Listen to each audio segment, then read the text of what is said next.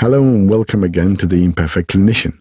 My name is Mike Grudzinski, and in episode 3, Yuen will give us insight to her childhood and upbringing and discuss how these affect her current journey so we can understand better where she is now. Some of it will be personal, but we promise to be raw and open. Everyone has their own story. Find time to reflect on your own baggage from your early years, return to how you were, and see the connections to how you are now. Enjoy!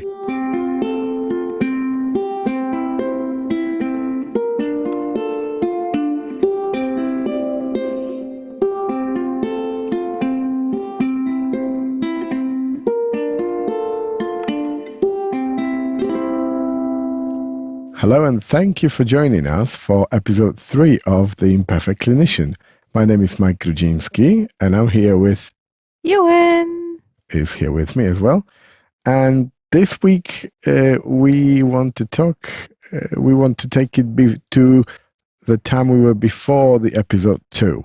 So in episode 2 we were discussing where we are now as people and as clinicians. And now we want to look at how we got here. So we're going to try to unpack our baggage. We all have some histories that formed us to the shape we are currently in. We all have childhood, upbringing, and all the little bits of our lives that brought us where we are here. So we want to be honest. We want to show you that we are also vulnerable, and we want to learn ourselves and grow with you. It's a journey, so to make sure you pack the right things with you, first you have to make sure that you unpack your baggage. Otherwise, you will struggle to try anything new because all this space is going to be already preoccupied. Okay, Yuen, tell me your story. what would you like to know? Well, start from the beginning. So, What childhood, like you said? yeah, what How are you was like I? as a child? How you got here? Yeah. I was nerdy as a child. um, so I really liked books, and that has always been something that has been praised. So my hobby has been praised. And then when I was growing up, same again, nerdy. I think cultural and expectation sort of formed that. And to give you some context, I'm from Malaysia. And so growing up in an Asian culture, the competitiveness, the comparison, that's always been something that I grew up with. And then I went to uni in the UK. So I moved to the UK, studied here, and then stayed here ever since. Okay. And what was your daily life? What were you worried about when you were a child? What were you happy about? How was it for you? So it might sound a bit sad, but I think when I'm happy, it's when I got good grades. Okay, but this is something that's um, enforced by the cultural upbringing, would you say? Culture and family, I want to say, because my mom's a teacher. Okay, so So, there you go. so she's a teacher in the same school. And so if I don't score well, another teacher will, before even telling me, will go and tell my mum, oh, I don't think your daughter did very well. Oh, there's pressure. Yeah. So for me, why does it make it happy? Because I have less to deal with.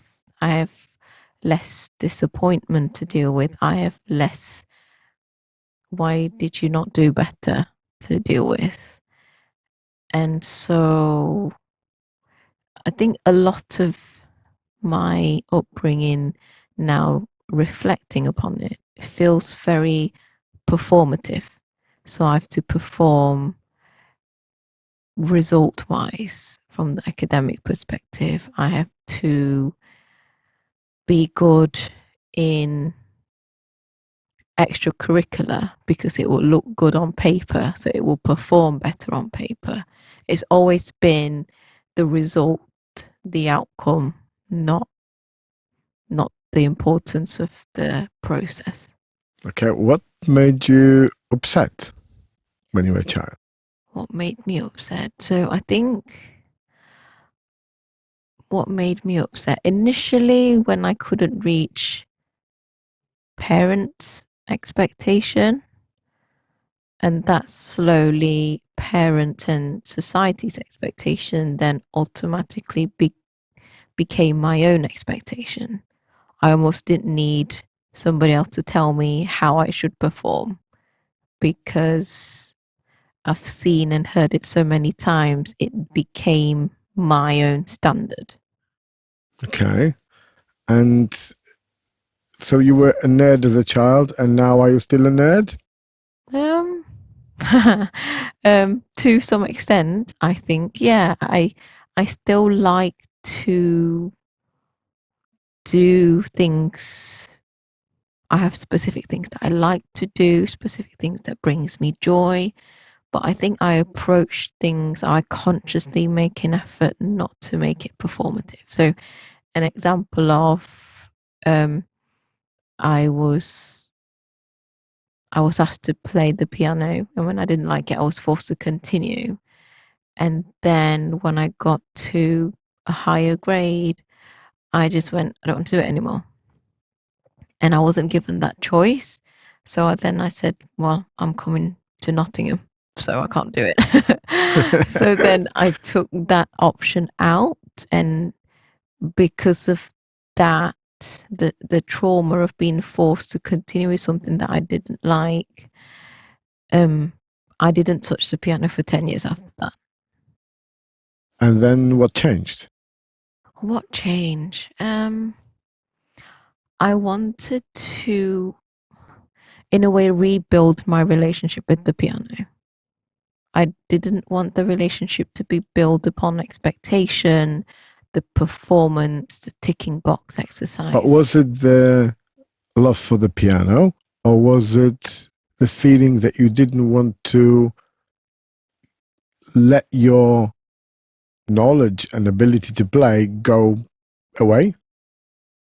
Mm, I think it's my love for being creative with music, Okay. and my outlet was piano. So I wanted to approach piano in the sense of I am going to play it, but there is no restrictions. If I don't play it, there is no guilt. And if I like it, I will play as long as or as short as I like. I get to have a say. I get to have a sense of control over it. And how does it make you feel? Does it make you feel empowered? Does it make you feel relieved? What's the first feeling that comes to mind when you came back to playing piano? I want to say relief first, then empowered, because I was relieved that I didn't let that trauma shadow my experience with music, and then it allowed me to be creative, to explore, to be adventurous, to be silly with the piano. And I think the one of the driver is I wanted to show the kids that you can enjoy the instrument and take it at your own pace. Do it whenever you like to. And I almost like made a vow to myself not to enforce the same things on the children. Well, I have slightly different relationship with music and with instruments. Not probably as target driven, but first I want to ask you how your childhood and your target driven performance rating and all the things that you had to fulfill to meet the expectations, whether they were yours or parents or society, it's a bit less relevant. How did it prepare you for a journey as a clinician? So back to your, I'll answer the first bit of the, not the question, but the point that you said. So you mentioned about your relationship with the instrument, and I think seeing your enthusiasm, your pure bliss and joy on the guitar, and your ability to just be spontaneous and make mistakes and play something and be right or wrong, it all doesn't matter. That was so liberating for me to watch. And I think that really helped me understand that you can be free just by letting that mindset go. And so that was a great model for me to see that in you, because you modeled that to the children, you modeled that to me. And so I learned from that because I couldn't learn it in the society that I grew up with. So, yeah, back to your question about how did that childhood of the performance affected my work now?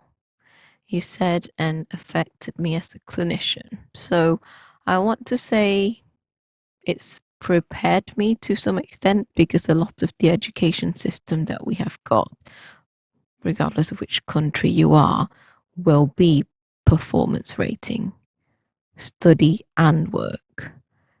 And so when you're used to that system, it's you go, all right, it's the same system. So I know how to go about it.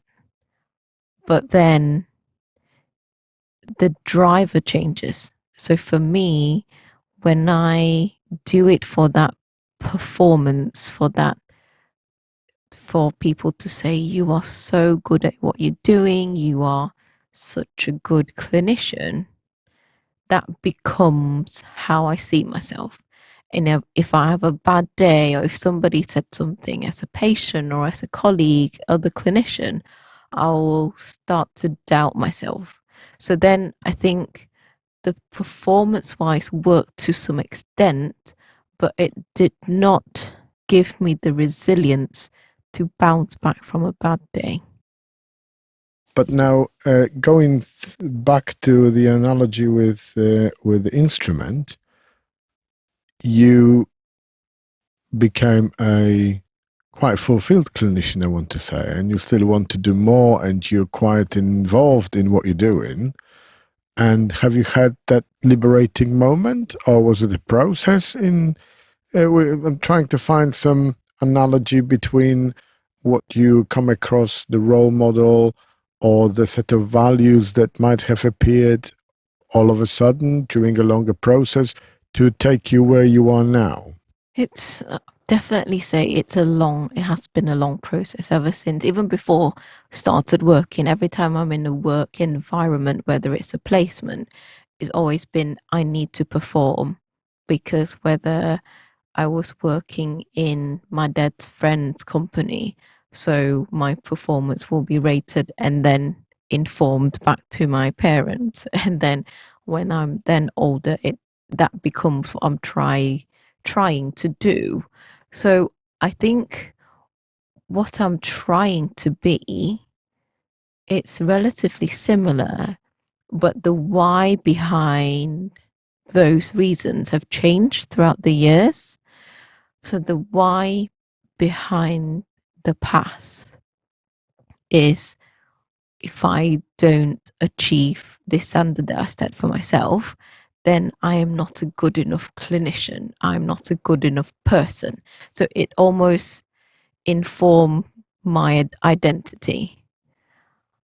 And because it's so fear driven, my reaction to my surrounding the stress, the expectation, I was quite brittle. I think that's the only word I can think opposite of resilience as a person. It was quite rigid. Things has to be done a certain way because I was so driven by insecurities and fears. And now I still want to be a better clinician. It's one of the purpose why I'm doing this with you, but I am doing it for a different purpose, a different intention altogether. I'm doing it so that I can help myself and the people around me, all the listeners, to grow collectively.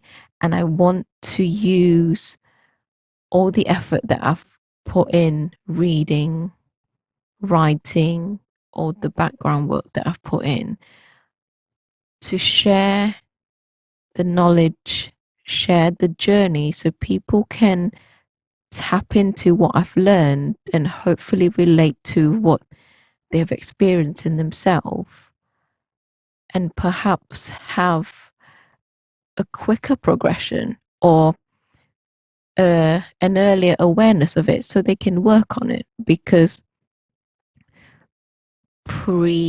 before I got into this clear purpose and intention, it was quite tiring. It's almost like a what we mentioned before about scarcity mindset. So it's like you win, I lose, zero sum perspective. So then if I share too much, what's going to happen? How is it going to affect me? And if somebody else is better, how do I take it personally? Whereas now, anyone's growth around me, for me, reflects the growth for the profession. So I've put myself out of the equation because it's not the egos in the driving seat. Not that, not that it's very easy. Have to be very mindful not to let ego into the driving seat. And because we're talking about unpacking the baggage that we carry with us, how does your childhood upbringing prepare you to where you are now? Or I will flip the question and I will ask you, would you have been in the same position should you not go through all your childhood and upbringing? Just fantasize and tell me what would have happened if that did not take place. If you were on a different route, what were you doing if the conditions were optimal or if they were worse? I think Choose the path. that's why I'm trying to create a different environment for the children where it's not the performance, it's the development that's important. It's how you feel is important. Your voice is being heard regardless of your age. You are a part of the family that is important. So your presence and you as a person is good, is great, regardless of what you have done. So your behavior doesn't define you. Your behavior shows that this is a, this is a strength or this is an area that we need to work on together. And it's not you've done something wrong equals you're a bad person. Instead of I've done something and you go, I'm stupid, or I'm stupid for doing this thing. It's a two different way of speaking to yourself. Very true.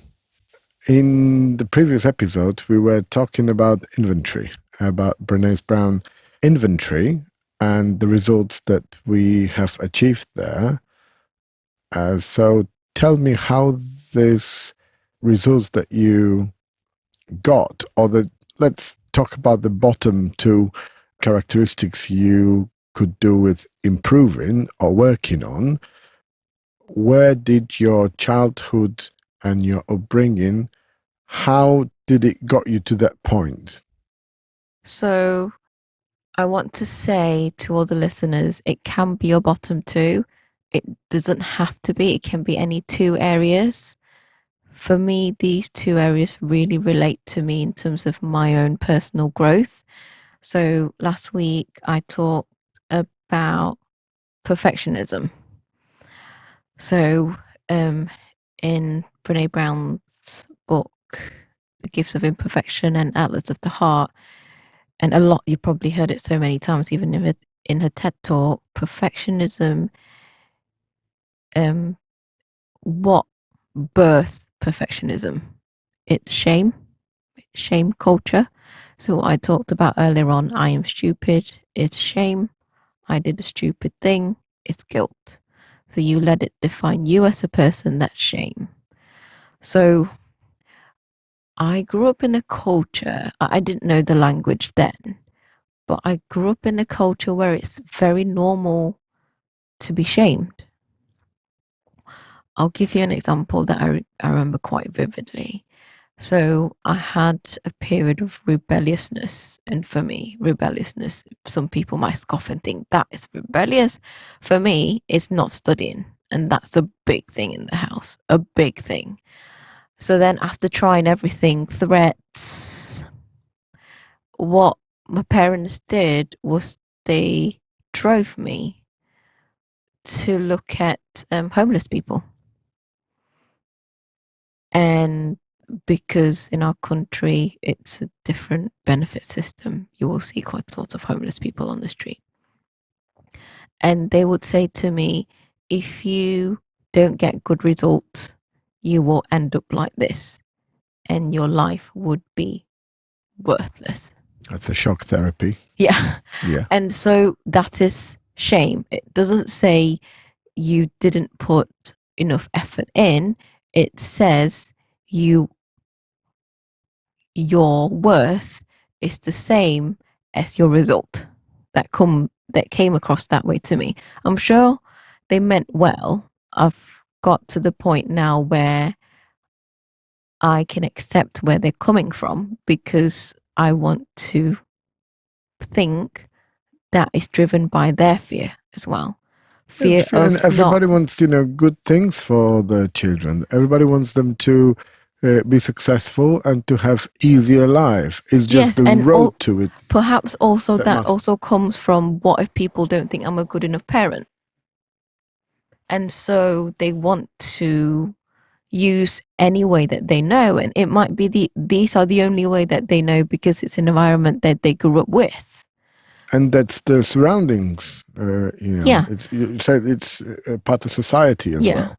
So those are not great actions, those are shaming actions, but they are good parents. So no, what I'm trying to do is not to shame, not to start the shame cycle again, or I'm consciously trying to break that shame cycle.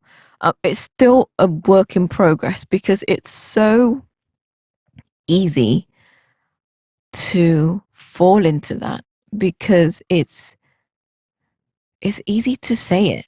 It's so easy to blame and to resent and say something like this without realizing the impact that you have on the other person. Because you have to reconcile it, not only shame or find the guilt or blame. It's just how you reconcile it in your head. That's what's most important here, I think. I think I disagree. I think most importantly is for you to understand what's the difference because people use shame, guilt, resentment, blame interchangeably, and it's not the same. And when you're able to differentiate it, you have the awareness to reflect on how you, first of all, most importantly, how you speak to yourself. And second of all, how you speak to other people around you. Because when are we most critical? To others or to ourselves? For me, it's definitely myself.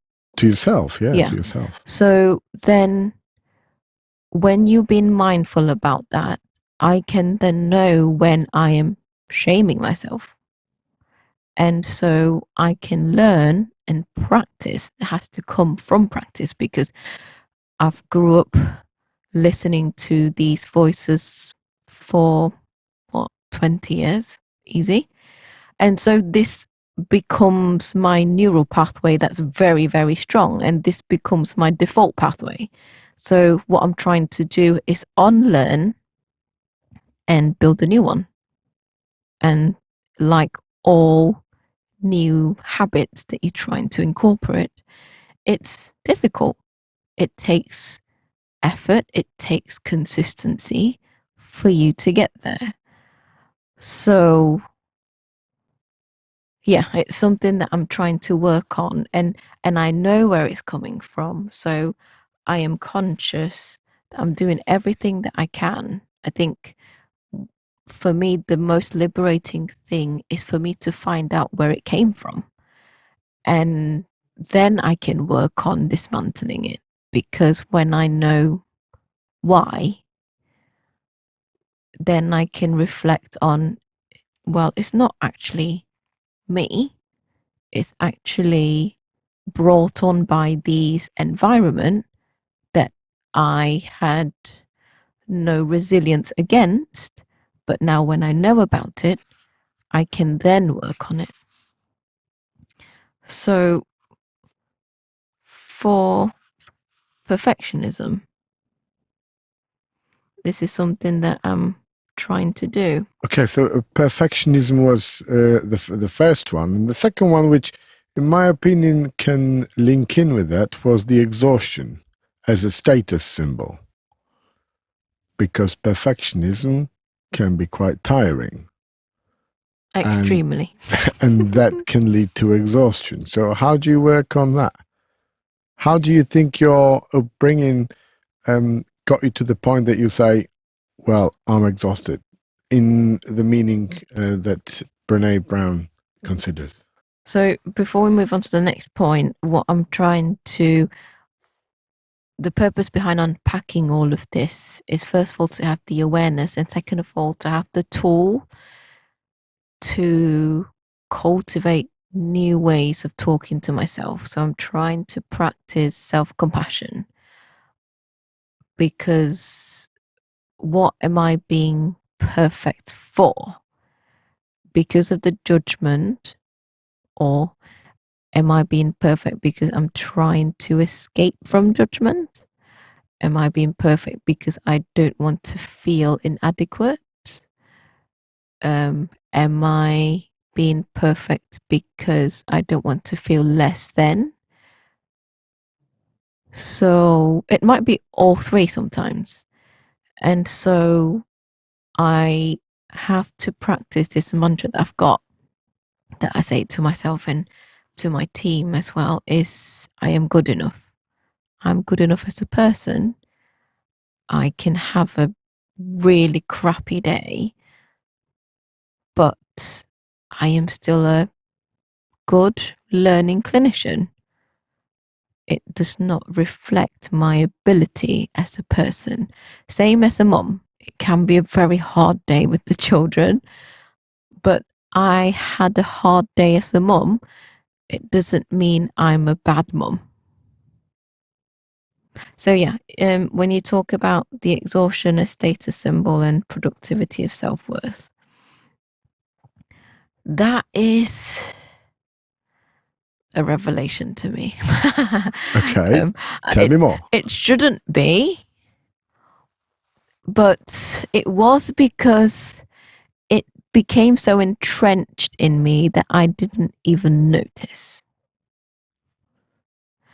So what I meant by that is I have been surrounded by women around me that would push themselves to the absolute brink of exhaustion, and that is something to celebrate. If you stretch yourself so thin, it's great. It's, you are not celebrated by having boundaries. You're not celebrated by having the courage to say, I need some time for self-care. I grew up in a culture where we celebrate people who can do everything perfectly. So perfect, the image of a perfect roles, all the roles that they hold whatever job, mum, daughter, daughter-in-law, all of that. And by keeping this status, just by the upkeep of it, it stretched them so thin to the level of it's affecting their mental health, or it's causing so much anxiety. But it is seen as not just okay, but something that should be revered. And I saw it and I just took it as it is, face value, because That was all you knew. that's all I knew. Exactly. And it wasn't until I started to question things that I got a lot of denial, Opposition. opposition, definitely, arguments, debate, that you are wrong because you are young, or you wouldn't know until you get to our age, or yeah, that that is not a constructive discussion. And then so this slowly became, because I couldn't find something for me to sort of compare against, that became what I knew as norm. So then I would push myself until I'm just stretched so thin. Saying no, it's so difficult, because then it's a reflection of, what if I'm not good enough? What if I'm perceived as not good enough? What if I'm not perfect? Back to the perfectionism. It's all interlinked, frustratingly. Well, it is, and perfectionism for me is like a precursor of exhaustion, Yes. because it has to lead to it, and it comes out. It's like a consequence of being perfect in a way, because you're trying to fulfill all your quite strict criteria, or whatever the targets you have set for yourself or others have set. Mainly yourself, because otherwise you would not be a perfectionist. Yeah. This is why we are here amongst the imperfect clinicians, because we all are imperfect. Yes, we are all. And I don't know, speak to any clinician and see how they are work-wise, home-wise, the balance, the time that they schedule in for self-care. Ask any parents who are clinicians as well, and how they have strict boundaries or none at all about that. Because what we do is we put other people as priority. As clinicians, we put patients as priority. As parents, we put children as priority. As daughters, sons, we put parents as priority. And in that list, we're not there. There isn't any time for ourselves. There isn't. And you're right. And this is why we like our little girls to not only love others, but also love themselves. Yes. It was, I was trying to get them to practice saying, I love me. And it was so odd at the start, because I've never heard it before. But for them to say, yes, I love me, and the confidence that comes out of it, it just shows. Hopefully it helps them. Well, we'll see. Join us in 20 years. So yeah, so what I'm trying to do, and this is, I get feedback from Mike a lot, is you don't rest, you don't play. What did you say? Or what are your thoughts around my rest and play? I consider probably the definition of play is different for us. Yes. I think that it's quite important. And to be fair, I think I had the bit of a luxury of being able to find time where I can stare at the ceiling. That's just a saying of time for myself, that you Doing have time nothing. to be with your thoughts, to have time to, well, reflect, plan, do whatever you want without being restricted. I think everybody needs to be able to find that time. That's my meditation time. That's your meditation time. And it might have many different forms, and it is quite a broad idea because different things work for different people.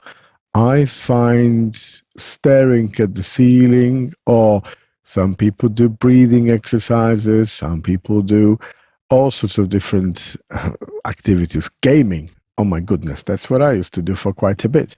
Then it stopped when I had children. Also,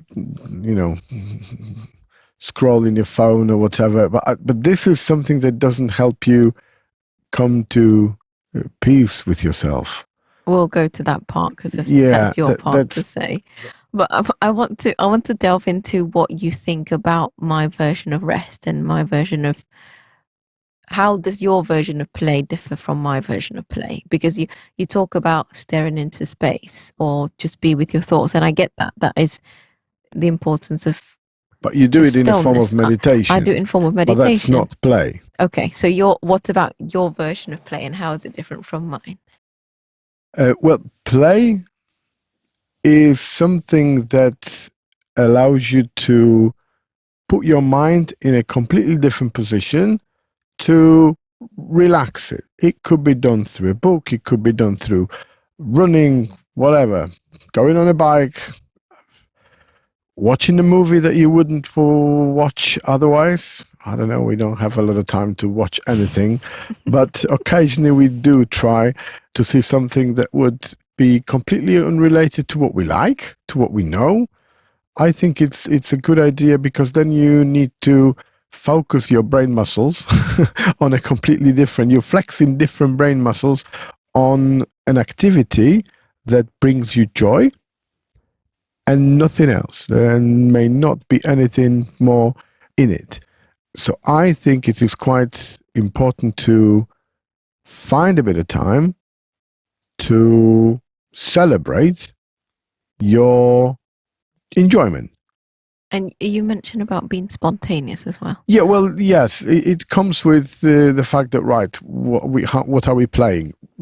We don't know. Let's just make up something that we're going to enjoy. If you schedule something, if you plan something ahead, then you know what to expect, and it doesn't become very often.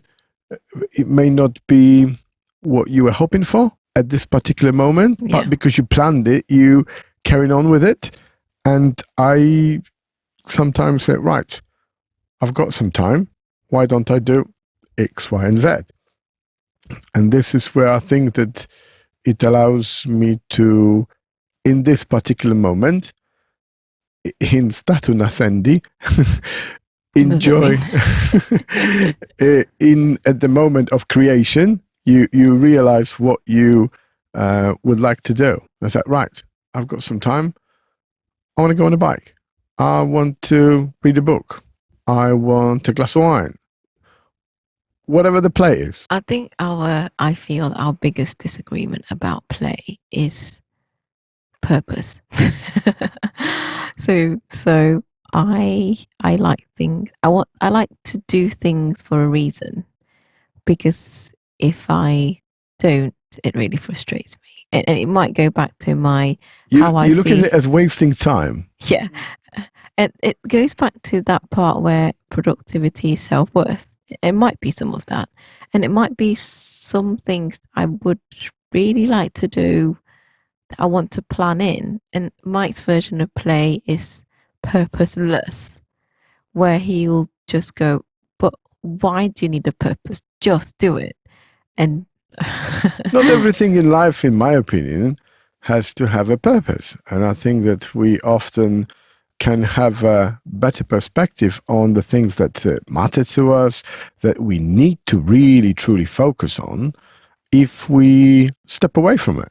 If we step away from the focus that our brains got to commit to get somewhere. So if you are focused on work, if you are focused on family, whatever activities you have to do, and there is like a logical, things in your daily, weekly, or monthly cycle, and you relax by focusing even more on things that you are going to learn, get better at, and read books that are going to develop you as a person, then where is time for your brain to say, all right, now I have to take it easy and just That's my not think. This is my meditation. Well, you see, maybe this is your play.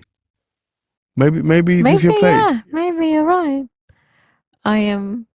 It's still work in progress for me, I have to say. I think for everything and perhaps for all of us, it's always going to be work in progress. Well, I think that with when it comes to play, I think I'm going a little bit backwards. I don't think I can find enough time often to just be purposeless. There is so many things that I have to do and want to do and that I would like to do but never have a chance to catch up on, that I struggle to find this time for myself to do something purposeless or without thinking or spontaneous. And With this, young kids, it is quite hard, I feel, to when we have. retire, when we retire. But I feel having scheduling things for your play has been helpful. So Mike's really into biking at the moment. You can tell them a bit about how that has, how we schedule it in, and how did it make you feel? When I did my inventory, one of the things that came up was numbing, and the other one was anxiety as a Or are you going lifestyle. there? Wait, Yeah, yeah, yeah, but this is okay, in a way related to it, okay. because anxiety as a lifestyle, when we consider that part of that inventory, and because that's where I sort of looked at it in a slightly different way and led me to doing things slightly differently, was that I like to have things as a part of routine, because that's the routine I can easily defend. It's my defense mode, and I feel happy when got everything sorted and everything You feel is safe. always done, and I feel safe. So now, and it comes from the fact that I needed to have a clear head to do other things that I really, really wanted to do. So let's say we are recording this episode of podcast, okay? I needed to make sure that all the things are done in the house so that I can have clear mind, so I can sit down and relax and truly enjoy what we're doing, that we're talking to you guys, that we're talking to each other, discussing things, and I can really focus on there's nothing on the back of the mind. There's a precursor to it. Yeah, but that unfortunately leads to the fact that you have very little time to do those things that you really, really want. Because if you don't schedule it in, it appears that you never have time to do it.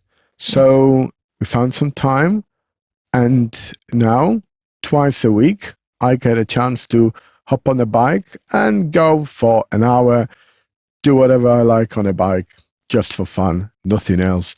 Otherwise, I wasn't able to do it. So scheduling that, well, let's put it down into exercise and not a true play, because it's scheduled and I don't treat it as a spontaneous thing. Play. Well, it is play, but it's not something that comes I have to out say of. it's a hybrid. It's a hybrid. It's a very, very good compromise. I mean, I love biking lately. I came back to biking after many, many years, and I thought that because our little girls are starting to bike, and if none of us were really doing it with them, they would have dumped it after a couple of years because there wouldn't be a culture of it.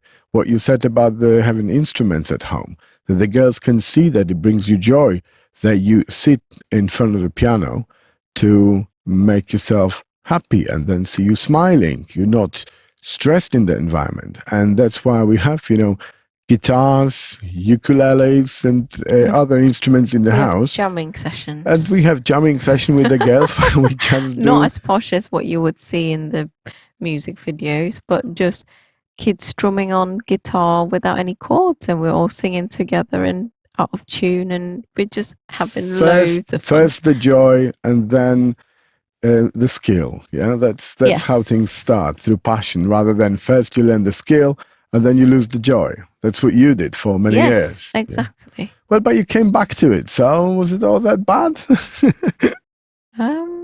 I would prefer your way. But I would perhaps, prefer my way, yeah, yeah. yeah, exactly. Okay. So that was my story. It's a lot. Well, it wasn't the full story. You're not 18.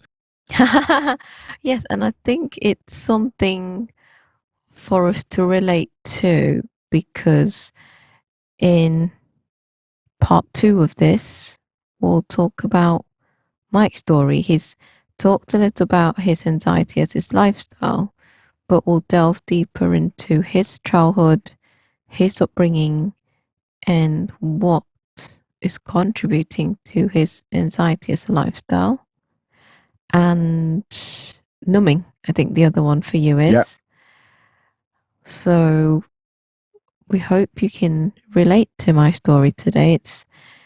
It's not easy for me to share all of this because it's hard. I've always wanted to, I don't know, kept it aside because it's not something that I'm proud of. But I've come to the point where hopefully when I'm able to share my pain, people can realize that they're not alone and realize that we're all in this together. So we hope you're able to relate, reflect, and rise. Thank you for listening and thank you for your time. It's been Yuen. And Mike, and you have been listening to the Imperfect Clinician podcast. You can follow the Imperfect Clinician on Instagram, Twitter, and Facebook.